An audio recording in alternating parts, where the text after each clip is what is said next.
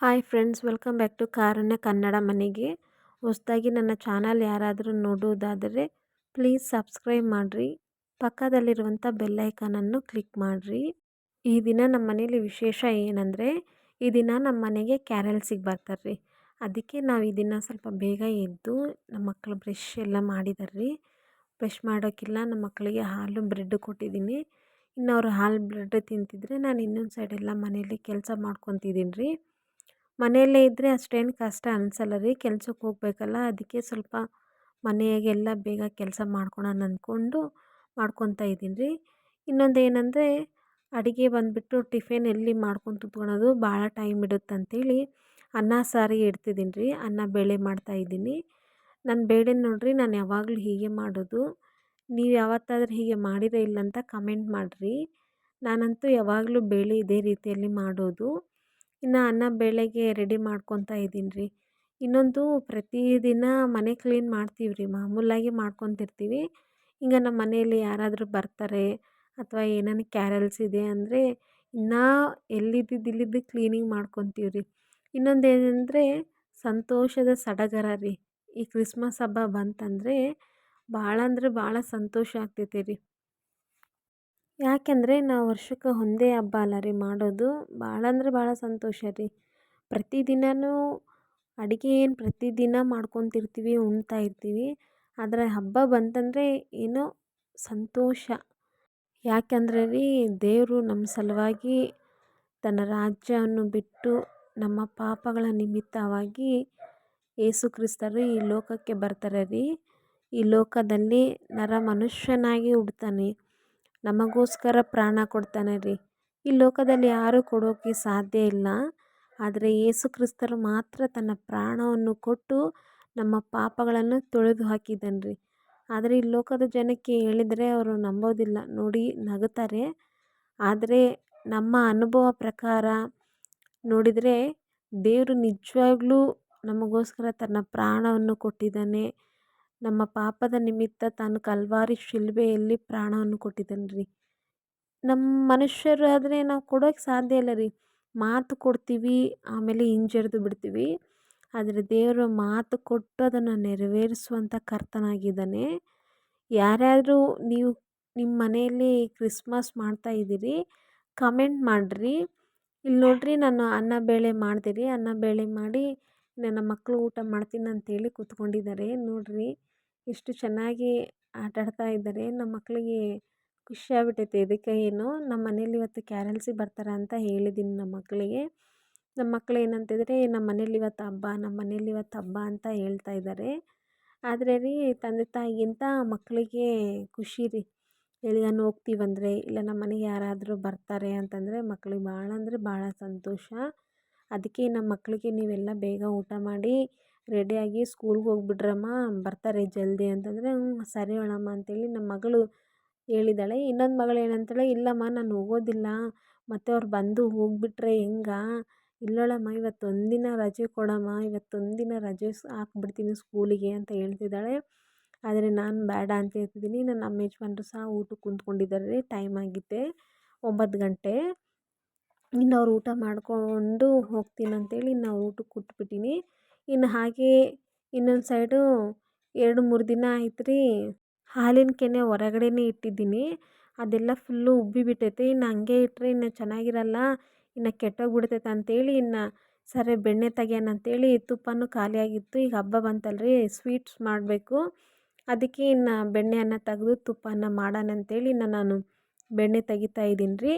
ಹೊರಗಡೆ ತುಪ್ಪದಕ್ಕಿಂತ ರೀ ಮನೆಯಲ್ಲಿ ಮಾಡೋ ತುಪ್ಪ ಭಾಳ ಹೆಲ್ದಿಯಾಗಿರುತ್ತೆ, ಆರೋಗ್ಯಕ್ಕೂ ಒಳ್ಳೆಯದು. ನಾನು ಬೆಣ್ಣೆ ಬಂದುಬಿಟ್ಟು ರೀ, ಪ್ರತಿದಿನ ನಾವು ಮನೆ ಕಡೆ ಬರೋರ ಕಡೆ ಹಾಲು ಹಾಕಿಸ್ಕೊತೀನಿ. ಅಲ್ಲಿ ಹಾಲು ಹಾಕಿಸ್ಕೊಂಡು ಇನ್ನು ಅದನ್ನು ಫ್ರಿಜ್ಜಾಗಿ ಇಟ್ಟು ಇನ್ನು ಸಾಯಂಕಾಲ ಹೊತ್ತು ಅದ್ರ ಮೇಲಿರೋಂಥ ಕೆನೆಯನ್ನು ತೆಗೆದು ಪ್ರತಿದಿನ ಬಾಕ್ಸಾಗ ಇಡ್ತೀನಿ. ಒಂದು 20 ದಿನ 30 ದಿನಕ್ಕೆ ಬಾಕ್ಸ್ ಫುಲ್ಲಾಗುತ್ತೆ ರೀ. ಇನ್ನು ಬಾಕ್ಸ್ ಫುಲ್ಲಾದಮೇಲೆ ಒಂದು ದಿನ ಹೊರಗಡೆ ಇಟ್ಬಿಟ್ರೆ ಅದು ಚೆನ್ನಾಗಿ ಹಿಟ್ಟು ಹೇಗೆ ಉಬ್ಬುತ್ತೈತೆ ಹಾಗೆ ಉಬ್ಬುತ್ತೈತೆ ರೀ. ಹಂಗೆ ಉಬ್ಬಿ ಆದಮೇಲೆ ಬೆಣ್ಣೆ ತಕ್ಕೊಬೋದು ರೀ. ಬೆಣ್ಣೆ ತಕ್ಕೊಂಡು ತುಪ್ಪ ಆರಾಮಾಗಿ ಮಾಡ್ಕೊಬೋದು. ನೋಡಿರಿ, ನಾನು ಒಂದು ಸೈಡು ಬೆಣ್ಣೆ ಮಾಡಿ ತುಪ್ಪ ರೆಡಿ ಮಾಡ್ತಾಯಿದ್ದೀನಿ ಒಲೆ ಮೇಲಿಟ್ಟು. ಹಾಗೆ ಅದು ರೆಡಿ ಆಗ್ತಿದ್ದರೆ ನಾನು ಇನ್ನೊಂದು ಸೈಡ್ ಮನೇಲಿ ಕಸ ಗಿಸ ಎಲ್ಲ ಬಳ್ಕೊಂಡು ಮಕ್ಕಳೆಲ್ಲ ಊಟ ಮಾಡಿ ಅರಿವಿ ಬಿಟ್ಬಿಟ್ಟಿದ್ದಾರೆ. ಇನ್ನು ಅದೆಲ್ಲ ಬಳಿದು ಎಲ್ಲಾದರೂ ಧೂಳ ಏನಾನ ಐತಂತ ಅದನ್ನು ಸಹ ತಕ್ಕೊತಾ ಇದ್ದೀನಿ. ಇನ್ನೊಂದು ನೋಡಿರಿ, ತುಪ್ಪ ಎಷ್ಟು ಚೆನ್ನಾಗಿ ಬರ್ತಾ ಇದೆ. ಹೊರಗಡೆ ಕೊಂಡ್ಕೊಂಡಾಗ ಅಷ್ಟೇನು ಅನಿಸಲ್ಲ ರೀ, ನಾವು ಮನೇಲಿ ಕೈಯಿಂದ ಮಾಡಿದರೆ ಎಷ್ಟೋ ರುಚಿ ಅನಿಸುತ್ತೆ. ಅದೆಷ್ಟು ಕಷ್ಟಪಟ್ಟು ಮಾಡಿವಲ್ಲಪ್ಪ ಅಮ್ಮ, ನಮಗೂ ಸಹ ಮಾಡೋಕ್ಕೆ ಬರುತ್ತೆ, ಮನೆಯಲ್ಲಿ ಮಾಡಿದ್ರೇ ಒಳ್ಳೆಯದು ಅಡುಗೆಗಳು ಅಂತ ಅನಿಸುತ್ತೆ ರೀ. ಹೊಸ ಹೊಸ ಅಡುಗೆ ಏನೋ ನಾವು ಪ್ರಯೋಗ ಮಾಡಿದರೆ.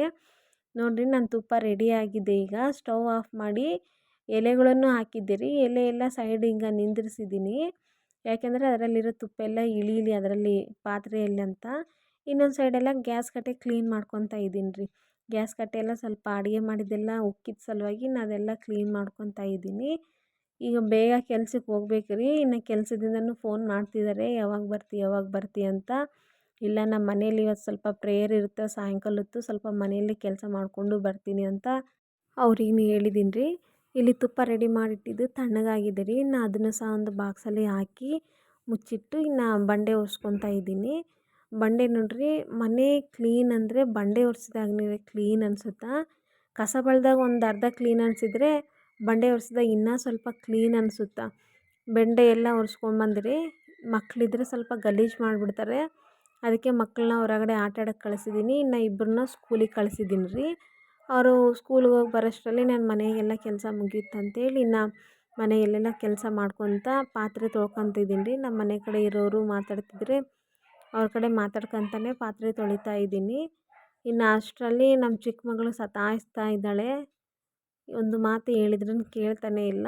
ಇನ್ನು ನನ್ನ ಪಾತ್ರೆ ತೊಳೆಯೋ ಕಡೆ ಬಂದಿದ್ದಾಳೆ. ಅಲ್ಲಿ ಬಂದು ಸಹ ಸುಮ್ಮನೆ ಕುತ್ಕೊತಾ ಇಲ್ಲ ರೀ. ಕುತ್ಕೊಳಕ್ಕೆ ತನಗೇನೋ ಮನಸ್ಸು ಹೇಳ್ತಾ ಇಲ್ಲೇನೋ. ನಾನು ಬೆಣ್ಣೆ ಮಾಡೋ ಡಬ್ಬೆಯನ್ನು ತೆಗೆದುಕೊಂಡು ಇನ್ನು ಅದನ್ನು ಕೈಯೆಲ್ಲ ಮಾಡ್ಕೊತಿದ್ದಾಳೆ. ನಾನು ಬೈತಾ ಇದ್ದೀನಿ. ಇನ್ನು ಅಲ್ಲಿಗೆ ನಾನು ಪಾತ್ರೆ ತೊಳೆಯೋದೆಲ್ಲ ಮುಗಿಸ್ಕೊಂಡು ನಾನಿನ್ನು ರೆಡಿಯಾಗಿ ಕೆಲ್ಸಕ್ಕೆ ಹೋಗ್ತಾ ಇದ್ದೀನಿ ರೀ. ಯಾಕೆಂದರೆ ಸಾಯಂಕಾಲ ಪ್ರೇಯರ್ ಇರುತ್ತಲ್ಲ. ಇನ್ನು ಸಾಯಂಕಾಲ ರೀ, ಇನ್ನು ಕ್ಯಾರಲ್ಸ್ ಸ್ಟಾರ್ಟ್ ಆಗಿದೆ. ನಮ್ಮ ಯಜಮಾನ್ರು ವೀಡಿಯೋಸ್ ತೆಗಿತಾ ಇದ್ದಾರೆ ನೋಡಿರಿ. ಇಷ್ಟು ಚೆನ್ನಾಗಿ ನಮ್ಮ ಏರಿಯಾದಲ್ಲಿ ಕ್ಯಾರಲ್ಸ್ ನಡೀತಾ ಇದ್ದಾವೆ. ನಿಮ್ಮ ಏರಿಯಾದಲ್ಲಿ ನಡೆದಿದೆ ಇಲ್ಲ ಅಂತ ಕಮೆಂಟ್ ಮಾಡಿರಿ. ನಮ್ಮ ಏರಿಯಾದಲ್ಲಂತೂ ಮುಗಿದಿದೆ. ಒಬ್ಬೊಬ್ಬರ ಮನೆಯಲ್ಲಿ ಒಂದೊಂದು ಥರ ಹೀಗೆ ಮಾಡಿರ್ತಾರೆ ರೀ. ಆದರೆ ಪ್ರತಿಯೊಬ್ಬರ ಮನೆಯಲ್ಲಿ ಮಾಡಬೇಕೆ ಅಂತೇನಿಲ್ಲ. ಅವರ ಸಂತೋಷ.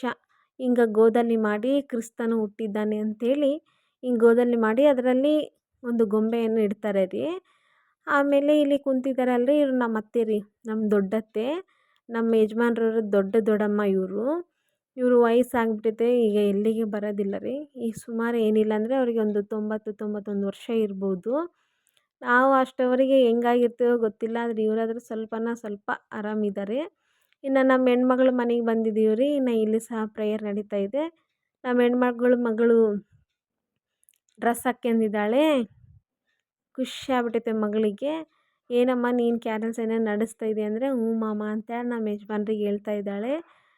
ಇನ್ನು ಎಲ್ಲರ ಮನೆಯಲ್ಲಿ ಕ್ಯಾರಲ್ಸ್ ಮುಗಿಸ್ಕೊಂಡು ಯಾರನ್ನೊಬ್ಬರು ಅಡುಗೆ ಮಾಡಿಸಿರ್ತಾರೆ ರೀ. ಇನ್ನು ಅವ್ರ ಮನೆಯಲ್ಲೇ ಊಟ ಮಾಡಿಕೊಂಡು ಇನ್ನು ಮನೆಗೆ ತೆರಳಿ ಹೋಗ್ತಾರೆ ರೀ.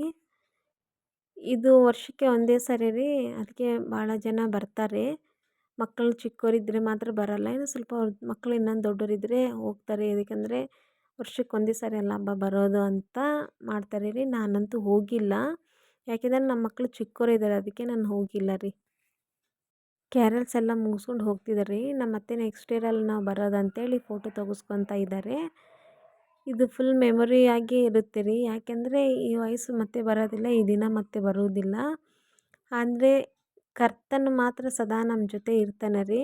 ಈ ಸುವಾರ್ತೆ ಸಾರೋಕ್ಕೆ ಮಾತ್ರ ಇವ್ರು ಬರ್ತಾರೆ ಇಲ್ಲಿ. ಆದರೆ ಕೇಳುವವರು ಕೇಳ್ತಾರೆ, ರಕ್ಷಣೆ ಹೊಂದುವವರು ಹೊಂದುತ್ತಾರೆ. ಆದರೆ ಇವರೆಲ್ಲ ಕ್ಯಾರಲ್ಸ್ ಮುಗಿಸ್ಕೊಂಡು ಹಿಂದುಡಿ ಮನೆಗೆ ಹೋಗ್ತಿದ್ದಾರೆ ರೀ. ಇದೇ ನೋಡಿರಿ ನಮ್ಮ ಏರಿಯಾದಲ್ಲಿ ಈ ದಿನ ಆದಂಥ ಕ್ಯಾರಲ್ಸ್. ನಿಮ್ಮ ಏರಿಯಾದಲ್ಲಿ ಹೇಗೆ ಆಗಿದೆ ಅಂತ ಕಮೆಂಟ್ ಮಾಡಿರಿ. ನನ್ನ ಚಾನಲ್ ಹೊಸದಾಗಿ ನೋಡೋದಾದರೆ ಪ್ಲೀಸ್ ಸಬ್ಸ್ಕ್ರೈಬ್ ಮಾಡಿರಿ.